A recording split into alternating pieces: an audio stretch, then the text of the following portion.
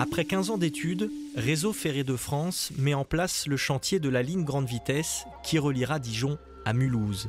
C'est le plus gros chantier de France et dans la région, le plus important depuis le 19e siècle.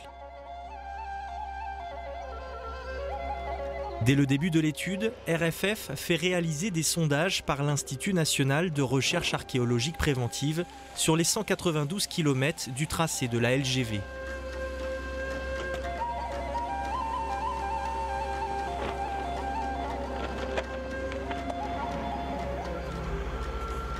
Dès 2004, ces études ont repris sur le terrain avec la réalisation des diagnostics archéologiques qui ont permis de rechercher de manière systématique par sondage sur toutes les emprises de la LGV où on pouvait avoir des vestiges plus intéressants que d'autres. Et ici, dans ce secteur-là, on nous a été prescrit une fouille qui a été réalisée à l'hiver 2007-2008.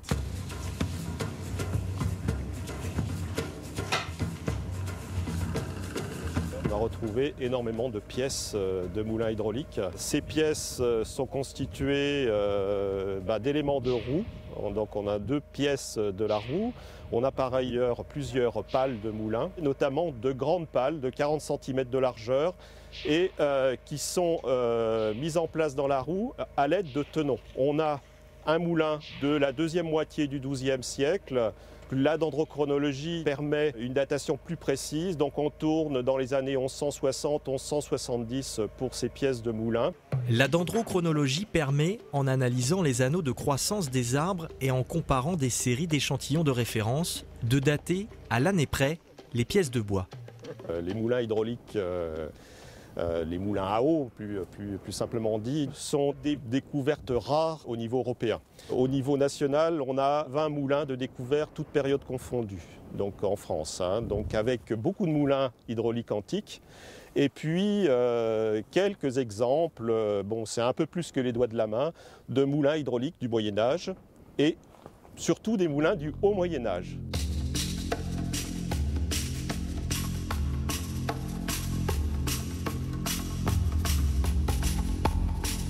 Donc le moulin a été retrouvé sous l'ouvrage hydraulique qu'on voit là-bas, donc qui est le franchissement d'un ruisseau qui s'appelle le Gravelon. Le fait que ce soit une découverte du Moyen-Âge, c'était des éléments qui pour nous étaient essentiels. C'était retrouver le sens de ce territoire, un territoire agricole qui avait été apparemment vivant, dynamique, sur lequel une technologie avait fonctionné.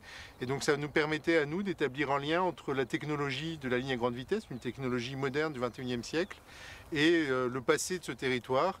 Et c'est pour ça d'ailleurs que nous nous sommes investis dans la reconstitution de ce moulin pour avoir justement une marque et une trace de ce lien qui permettent pour les générations futures d'établir ce rapport entre passé et présent. Pour la reconstitution du moulin du Gravelon, Réseau Ferré de France fait appel au lycée du Bois de Mouchard en Franche-Comté. C'est l'un des professeurs de l'établissement, Lionel Grillet, qui est en charge de l'étude avec Gilles Rollier de l'INRAP, l'archéologue du site de Tervet. Utiliser des bois courbes.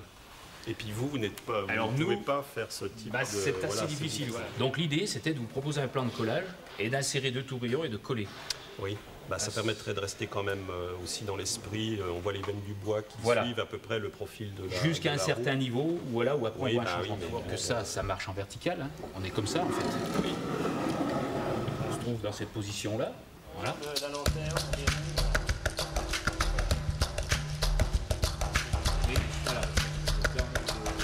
Et la lanterne, elle est basée sur la pièce qu'on a trouvée à Tervet. Voilà, on avait fait une première qui est ici de lanterne et on a trouvé qu'on tapait un petit peu. Voilà, donc on était à 47,5. Oui. Voilà, et on est passé ici sur celle-ci à 50 et à 50 on s'aperçoit qu'il fonctionne mieux. Donc ça on le valide, donc on gardera les aluchons en chaîne. Oui.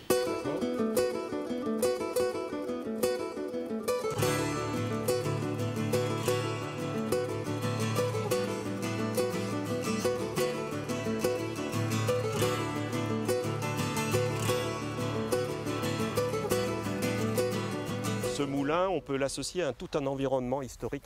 On a pu repérer une motte féodale qui a peut-être été le premier lieu de pouvoir. Cette motte féodale, on l'a repérée, elle est située au niveau de la ferme que l'on voit au loin, là derrière, donc il y a des animaux. Donc on a la motte et on a repéré aussi donc l'espace de la basse-cour. La proximité géographique entre le moulin et la seigneurie fait qu'on peut, éventuellement supposer que ce moulin ait été une création donc, du seigneur de Tervet. On a un autre lieu de pouvoir qui est situé alors un peu plus loin, qui est à 4 km, qui est l'abbaye d'Assay. Et l'abbaye d'Assay va vraisemblablement acquérir le moulin dans le courant du XIIe siècle.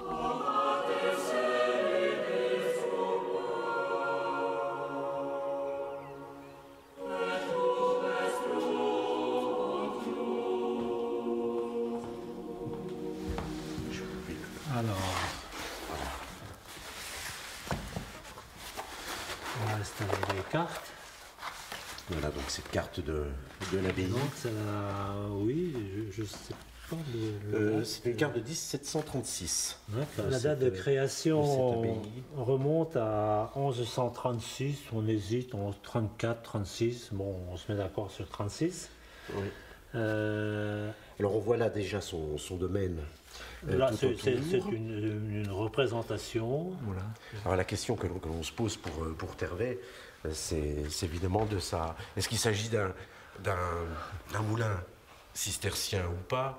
Parce que selon la chronologie, on est un petit peu avant la fondation d'Assay, ou au contraire, on est en plein dans la phase d'installation de l'abbaye d'Assay, mais en même temps, il y a un lien peut-être avec une motte féodale qui est à côté.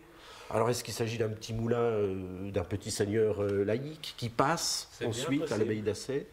C'est bien possible parce que les moines arrivaient quelque part et ils étaient en symbiose avec l'économie locale. Donc là, on pourrait avoir une belle illustration, en fait, de petits domaines, un ancien fief avec sa motte, son moulin, qui, pour des raisons sans doute propres à beaucoup de seigneurs du moment, eh bien, ma foi, passe à une abbaye, en contrepartie de prières pour le lignage, d'inhumation éventuellement au sein de l'abbaye. C'est comme ça que les monastères s'agrandissaient, se constituaient par des donations. Je pense que sur le plan technique, le développement de ces moulins doivent beaucoup aussi à ces ingénieurs, à ces moines ingénieurs, et notamment à ces moines ingénieurs cisterciens. Mais on les trouve aussi dans la technique économique, dont le moulin fait partie. L'avantage d'un monastère, c'est qu'un frère avec une intuition, qui cherche à réaliser quelque chose, et il y a un patrimoine qui s'installe, technique, et qui peut profiter au suivant.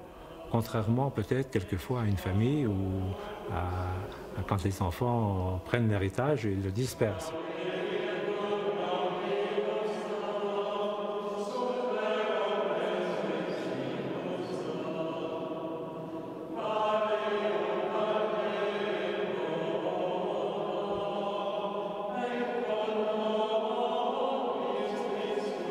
Il faut distinguer deux types de moulins. Le moulin qui travaille pour le monastère. Les moyens de production appartiennent à l'établissement monastique.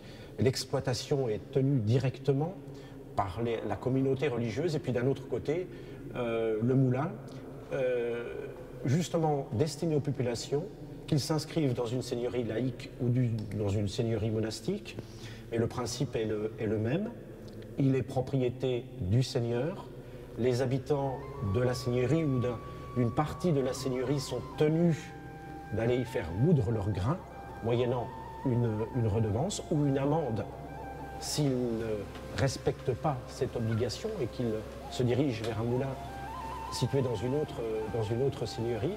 Et donc on a un établissement qui est fortement contrôlé par le pouvoir local, le seigneur, mais qui traduit aussi sa puissance, ses droits sur ce territoire.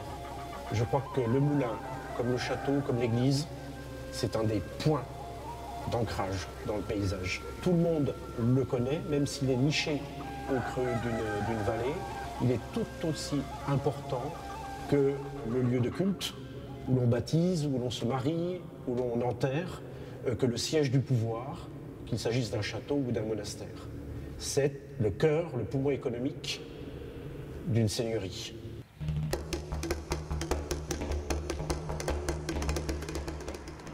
Après 4 mois d'études sur croquis, sur ordinateur et maquettes, le temps est venu de la fabrication et du montage des pièces.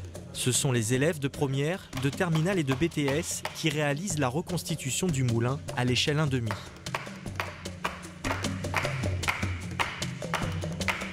C'est un défi aussi un peu pour eux. Bon, ils sont tous fiers d'apporter un petit peu leur geste dessus. Il y en a qui vont dire, moi j'ai fait les pales, moi j'ai travaillé là-dessus. Parce que toute classe travaille un peu dessus, et à tout niveau. Et donc c'est un petit peu leur fierté quelque part. Hein. Donc ils seront assez contents de me dire un jour, ben voilà, j'ai travaillé sur ce moulin, j'ai participé, j'ai fait telle ou telle chose. Et là, ce genre de projet, c'est quelque chose qui me botte beaucoup, parce que c'est tout ce qui est machine médiévale, taille de charpente, de vraie charpente traditionnelle, c'est quelque chose qui m'attire beaucoup. Donc dès que j'ai vu le projet, j'ai dit ok. Quand c'est pour donner vie à des machines qui n'existent plus, ça me botte encore plus. Quand on est devant l'ordinateur à chercher des solutions, vite fait d'aller chercher comment ça pouvait se faire éventuellement à cette époque-là. Oui, entre les livres qu'on achète, qu'on feuillette pour essayer de trouver des solutions qu'on n'a pas, on découvre plein de trucs, c'est génial.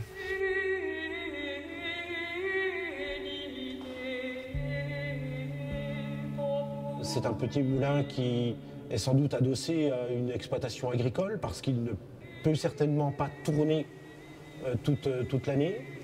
Autrement, pour l'ambiance générale, il faut imaginer des gens venant régulièrement amener leurs grains.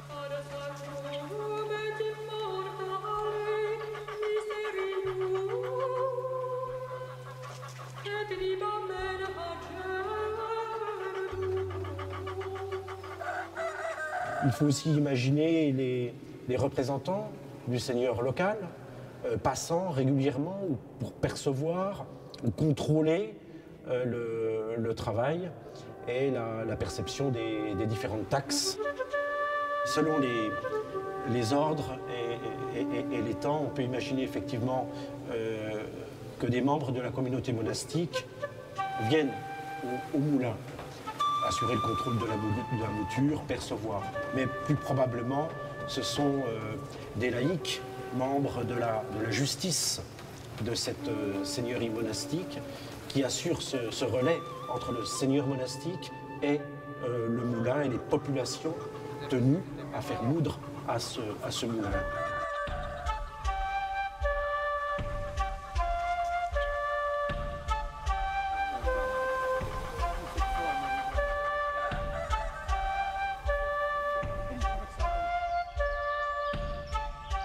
La reconstitution du moulin du Gravelon, ce sont aussi les 2 meules destinées à broyer le grain. Elles vont être taillées dans le massif de la Serre situé tout près de Tervet. C'est là que l'on trouve depuis le néolithique des carrières de grès. Ici, sur ce tout petit bout de massif granitique et gréseux, donc où on a des roches qui permettent de fabriquer des meules, principalement les grès, qui sont des roches granulaires avec des grains dans une matrice silicieuse, donc une matrice très dure, très résistante. Et ça convient bien pour la fabrication des outils de mouture.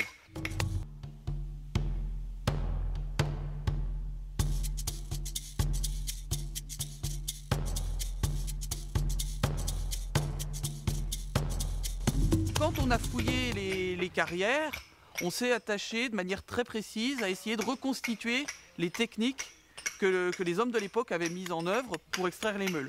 On s'est rendu compte que théoriquement on a pas mal de données, mais que concrètement nous n'avons jamais fait de la restitution, de l'expérimentation sur l'extraction meulière en France, et c'est ici une première.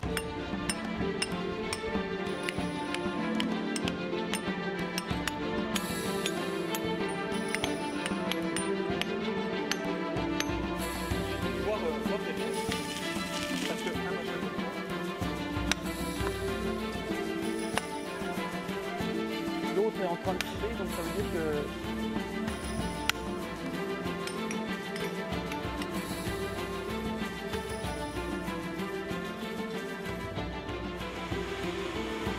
Donc la lanterne, c'est la partie de l'engrenage qui va permettre la transmission par rapport au bouet. D'accord ? Donc cette pièce-là, c'est une pièce qui a beaucoup d'efforts mécaniquement. Et là, c'est vrai qu'ils ont retrouvé, dans les fouilles, ils ont retrouvé une demi-partie, on va dire, de la lanterne. Et donc on savait qu'elle avait 5 perçages. Donc après étude, ils ont trouvé que c'était de l'orme. Donc ça, on l'a respecté, on a refait cette pièce en orme. Et les barreaux étaient en pommier. Et par rapport au XIIe siècle, Gilles Rollier nous a toujours dit non, il faut faire plus simple, il faut faire plus simple. Il ne connaissait pas ça, il n'existait pas tel outil, on ne pouvait pas faire tel assemblage.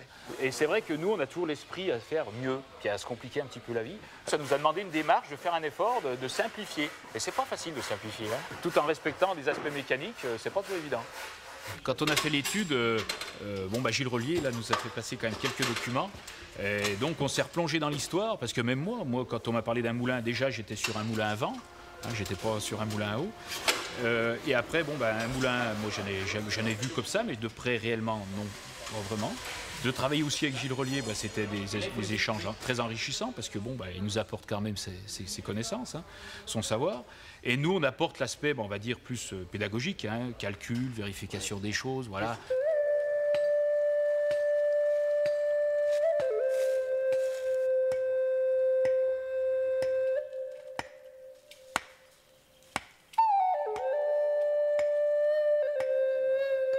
On pense qu'il y avait sans doute, oui, souvent des ateliers de 2 à 3 personnes qui allaient travailler pendant plusieurs années, chacun étant plus ou moins spécialisé. Quand on fouille les carrières, on découvre assez fréquemment des meules abandonnées. Les principales causes d'abandon de ces meules sont il y en a 3. La première, c'est une mauvaise estimation au départ de la taille de la meule. On va mal la tracer, puis on va se rendre compte que son format ne va pas et on l'abandonne en cours de route. Sinon, il y a 2 causes de bris, de casse en cours de fabrication. C'est le décollement, c'est-à-dire une fois qu'on a fait une tranchée tout autour de la future meule et qu'on va décoller ce cylindre de la roche, c'est là qu'arrivent le plus fréquemment des fractures. Et dernière phase où il y a beaucoup de fractures, c'est lorsque l'on perce l'œil, puisqu'au milieu de ce cylindre, on va créer une zone de faiblesse. Et là, on a aussi assez fréquemment des fractures. Et dans notre expérimentation, c'est les 2 phases sur lesquelles nous avons le plus d'appréhension, surtout qu'on ne les a encore pas passées pour l'instant.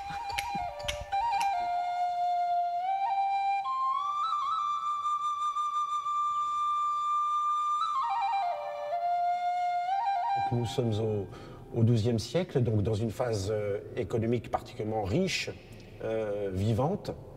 Et donc on voit apparaître des établissements monastiques, de nombreux villages, des champs, des zones de plus en plus ouvertes que l'on gagne sur la forêt. Il faut imaginer aussi sur les cours d'eau, non seulement des moulins, mais d'autres installations, peut-être des tuileries. Donc à côté de ce moulin à grains, on peut peut-être aussi avoir une forge, un battoir à écorce, un battoir à chanvre.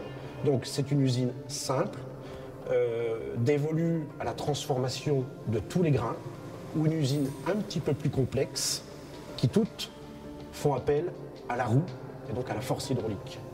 Et aujourd'hui, l'archéologie préventive montre tout de même un développement de nouvelles techniques à partir du XIIe siècle, mais peut-être un petit peu avant, dès la période carolingienne. Et la place du monde monastique y est sans doute importante. Ouais, elle se fait là. Attends, je vais ça. Regarde. Ouais, il fallait refaire une autre faille. Ouais. Elle vient là, je crois. Elle vient là? Tu veux écarter où là ou là-bas? Donc le truc, c'est de plus trop bosser sur l'avant. Mais de toute façon, j'y crois pas. Hein. Maintenant, elle est fissurée de manière trop importante. Combien on a? Mais là, elle a fissuré de manière importante.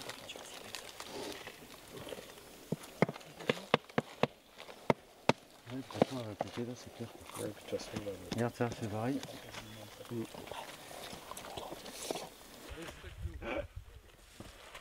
Merci. Donc en tapant et en décollant, il y a une fissure qui s'est créée sur tout le long de toute la longueur de la meule, donc transversale à la meule, et qui fait que ça l'a brisé en deux. Et donc on voit très nettement là cette fissure. Et quand on va continuer l'extraction, de toute façon il va falloir la sortir pour pouvoir extraire la suivante, que ça soit dessous ou à côté. Et ben la meule va se casser en deux complètement, quoi. Et là la fissure s'est faite tout du long. Donc il faut recommencer à zéro.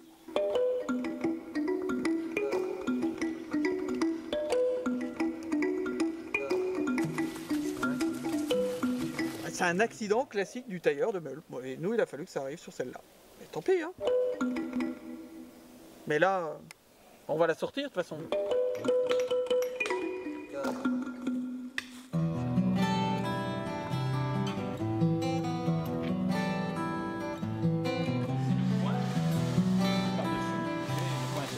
Le moulin de Tervet, en gros, a été travaillé avec très peu d'outils, une hache, hardinette.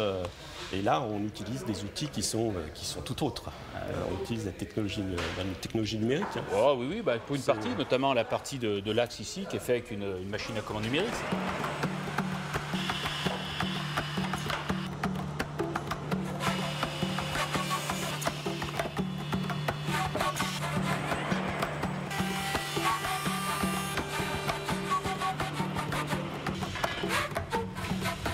Deux métiers qui se rejoignent, qui ont des préoccupations différentes. Tout à fait. Donc cette confrontation un petit peu avec l'équipe du lycée du Bois a permis justement de voir un petit peu qu'est-ce qu'au niveau technique on pouvait avoir. Et le bois, je ne le connais pas plus que ça. Les questions de dilatation, les questions de séchage. Enfin bon, il y a plein d'aspects comme ça qu'il faut prendre en compte.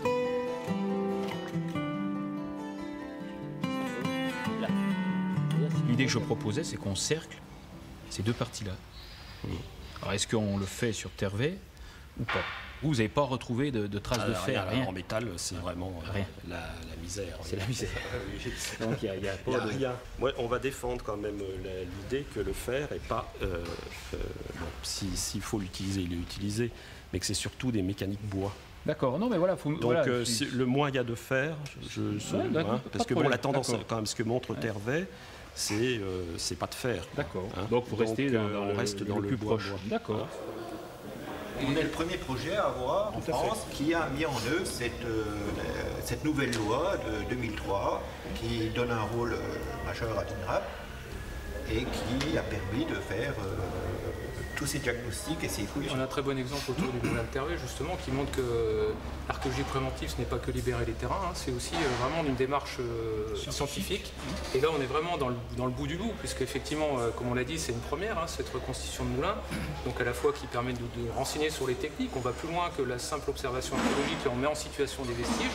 Hein, et c'est vrai que pour l'archéologue, il y a un côté un petit peu expérimental qui est vraiment essentiel, c'est-à-dire confirmer un petit peu les observations qu'on a pu faire sur le terrain. Et là, en sens, je pense que c'est vraiment une démarche et une opération exemplaire, puisque voilà, aujourd'hui on est plusieurs chercheurs, aménageurs, lycées, justement autour d'une table pour parler d'un même sujet, à savoir ce moulin.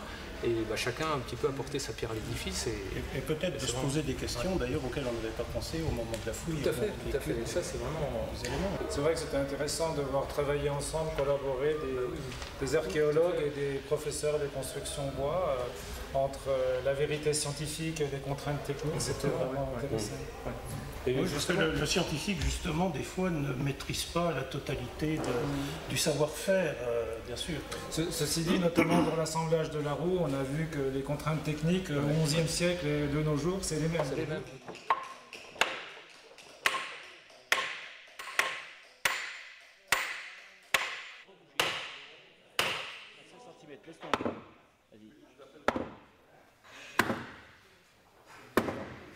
C'est raide, hein, vas-y.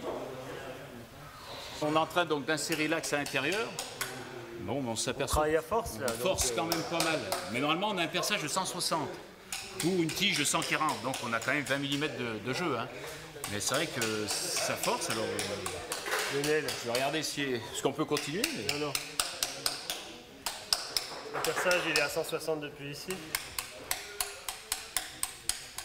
Oui. Dans les 160. Tu as un dépassement de 140 ici. Bah. Ouais, et puis plus ça. Ouais. On a tout faux là. On a tout faux. Donc c'est dans l'autre sens, il fallait le mettre. Et 120. Il faut le retirer. Faut pas filmer. Faut couper là, couper, moteur. On coupe, on fait. Donc il faut le retirer. Ah d'accord, vous êtes bien. Voilà. Vraiment les branquilles. Parce que là j'ai la profondeur. Bon, ne cherche pas, c'est ça, faut le retirer maintenant. Allez hop. Au-delà du fait que le moulin soit aussi un support de réflexion pour nous archéologues, c'est aussi un outil pédagogique remarquable, aussi bien pour les élèves qui ont travaillé dessus, mais pour le grand public, parce qu'on parle du moulin de Tervet, mais là les gens vont pouvoir visualiser ce qu'était vraiment ce moulin. Et ça, je crois qu'on donne une dimension à l'archéologie qui est assez peu habituelle et qui prolonge en plus le terrain, puisque le terrain, une fois qu'on a fini, c'est détruit. Et là, je veux dire, on donne une certaine vie aux vestiges, au-delà un petit peu de la fouille. Et ça, c'est vraiment quelque chose à souligner. Hein, d'ailleurs, on fera une conférence sur place pour expliquer aux habitants. Du point de vue pédagogique, puisque des moulins avec des roues à aube, bon, quand j'étais gamin, j'en ai encore connu quelques-uns, mais maintenant, il n'y en a plus. Donc, c'est des choses que les enfants ne connaissent plus du tout. On produit énormément d'hypothèses et là on a l'opportunité, la chance de voir les choses en 3 dimensions. C'est quand même exceptionnel. Hein, on sort quelque part de la vue de l'esprit. Parce que c'est vrai qu'on est à l'échafaud des hypothèses, mais des fois qui sont étayées par rapport à un certain nombre d'indices. Et parfois on oublie la réalité de l'objet. Et c'est vrai que je suis passé par une phase de scepticisme. Je le reconnais, très sceptique. C'est des craintes d'archéologues, c'est-à-dire de passer de l'hypothèse au concret. On est constamment à travailler dans le plausible et jamais dans la certitude.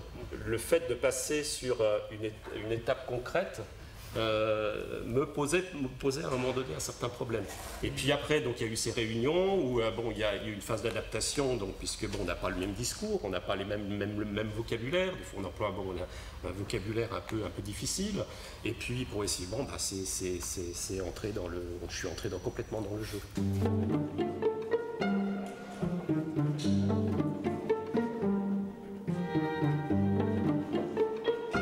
Attends, on va peut-être démonter le jeu.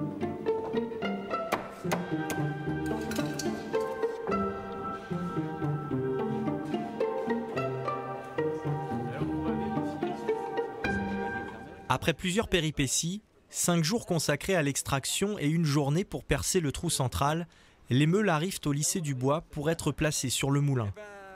Il y en a une de cassée à l'extraction, il y en a donc 2 autres qui ont été extraites pour faire 2 meules. Il y en a eu 3, quoi, c'est ça?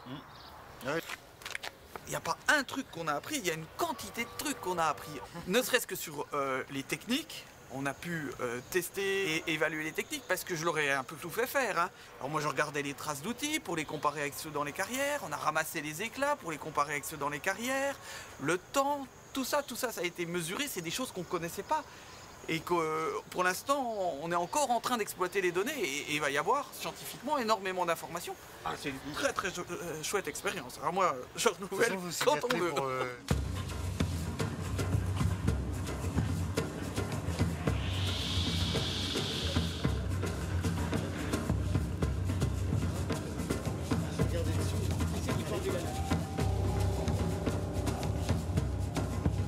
Faut mettre l'anille dedans, hein. Faut mettre l'anille dans la meule. Voilà.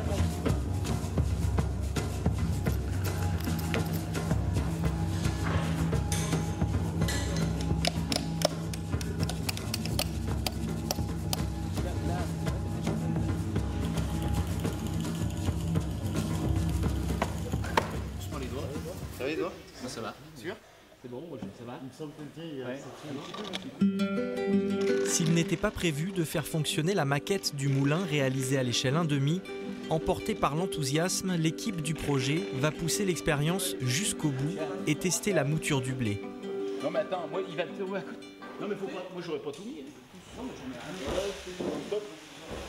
un. Là. Il va y avoir du frottement, ça va tirer sur les dents. Hein.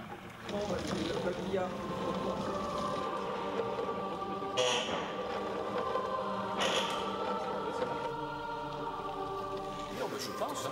Ah, oui.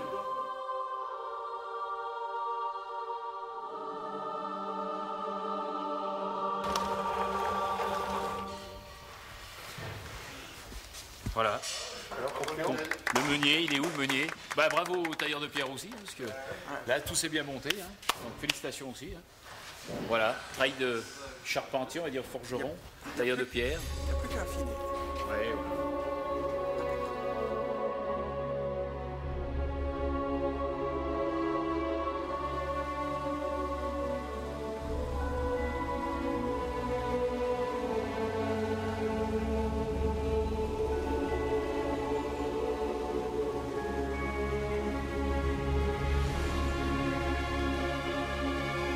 Dans ce face-à-face technologique, entre la ligne grande vitesse et le moulin du Gravelon, un lien s'est tissé au-delà du temps.